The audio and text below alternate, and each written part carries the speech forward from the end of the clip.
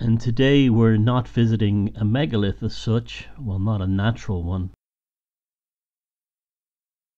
We are in the Teutoburg forest in northern Germany, not far from the town of Hornbad Meinberg, which is about an hour or so outside Paderborn, in the state of North Rhine-Westphalia.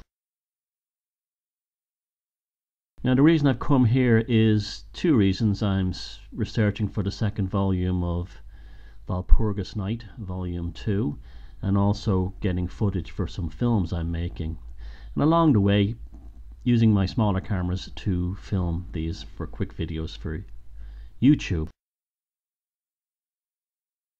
Now this is referred to as Germany's Stonehenge. It's an ancient site that was of pagan Saxon veneration, and like anywhere else it was taken over by Christians and it was reimagined as a Christian site.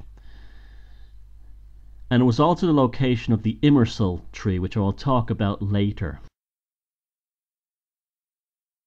The area was used in the Middle Ages as a hermitage, but the hermitages themselves been originally from pagan times, and again, like so many of these pagan sites, taken over and rebuilt as Christians.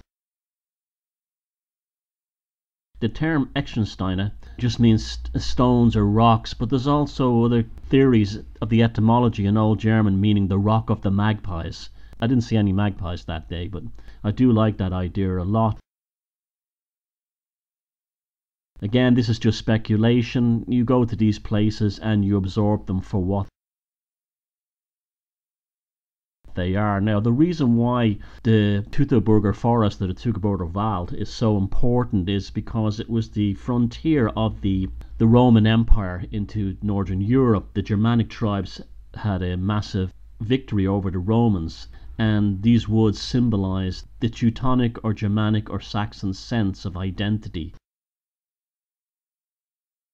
The stones themselves almost seem as a kind of a geological representation of this idea. Like this is almost like the wall of Germany, the wall of the Teutons, the wall of the Saxons. It's been heavily modified and altered over the centuries, and those of you with a keen eye or fans of the fantastic film by Kenneth Anger, Lucifer Rising, will recognize the top part where there's a man-made, what they call the grotto, and a ladder leading up to it. I couldn't go up that day because the steps were covered in ice. It was just too dangerous. Very, very steep steps, and I was carrying a load of camera equipment. But anyway, you'll remember Marianne Faithfull in the movie Lucifer Rising crossing the bridge and going over to the solar platform, which is still used to this day as a kind of a pagan and heathen site of veneration on dates such as Walpurgis and on Samhain. There has definitely been people living here since Paleolithic times, and artifacts suggest this. So the actual human connection to this place is absolutely ancient and almost certainly spiritual in nature. During the 1930s, it became, with the rise of National Socialism, a site of veneration for Aryan cults and this kind of thing. But it was like the great tragedy of the whole rise of the Third Reich was that they co-opted a meaningful paganism that began with the Wandervogel and the Völkisch movements in the late 1800s, which had a tendency to try and remove the Germanic soul back to a more pagan ideal connected to the landscape and away from Christianity. And it was extremely successful until, just like Christianity took over paganism and destroyed it, the National Socialism took over the Wandervogel and the Völkisch movement and destroyed it. On the front of the main monolith is what's called as the Externsteine relief, and it's a depiction of the cross and Christ being taken down from it. Now, what's particularly interesting about this is that below the cross is the Immersal tree bent over sideways. Now, they call it a tree, and I don't believe it's a tree. I believe the Immersal is a representation of the fallopian tubes, the ovaries leading down into the womb and the vaginal opening. You'll notice it's smashed over on its side in this Christian relief. It's basically saying that there'll be no more reproductions of heathens and pagans and Saxons anymore,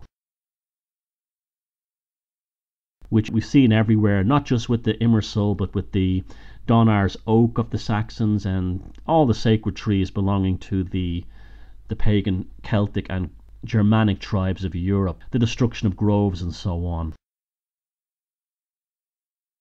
Again, I will go into greater detail in my upcoming film, The Haksan Protocol.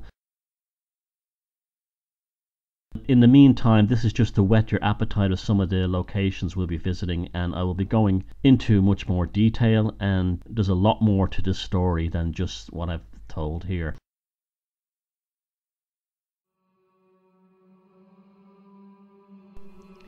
If you like this video and want to see more, don't forget to hit the subscribe button below, and also make sure to click on the notification bell to make sure you get all the latest videos from this channel. Thank you.